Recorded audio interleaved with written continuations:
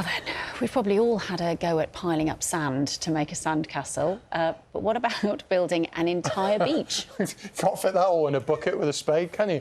That's what engineers did on the Norfolk coast 6 years ago to protect a gas terminal.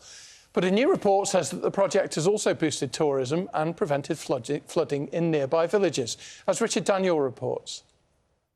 It remains a UK first, a vast engineered beach built to stop a critical piece of national infrastructure, the Bacton gas terminal, from falling into the sea. In 2019, enough sand to half fill Wembley Stadium was pumped ashore.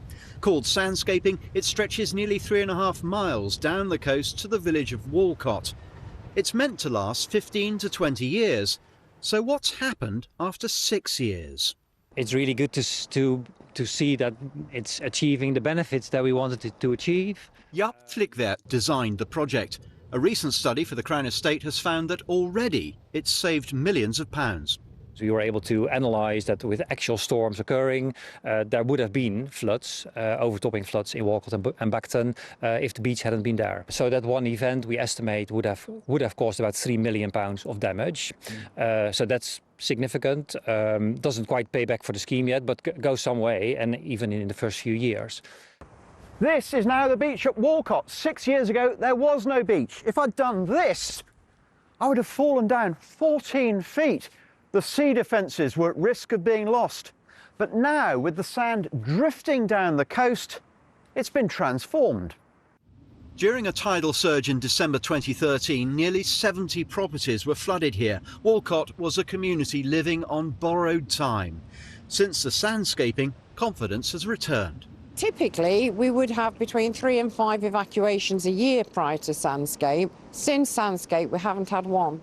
Had the sandscaping not happened, where would Walcott be now? Probably under the sea. I would say under the sea. The village would have been lost. It would have been lost, yes. As many others on this coast have been. At the Kingfisher Cafe on the seafront, the fear of the sea coming through the door has receded.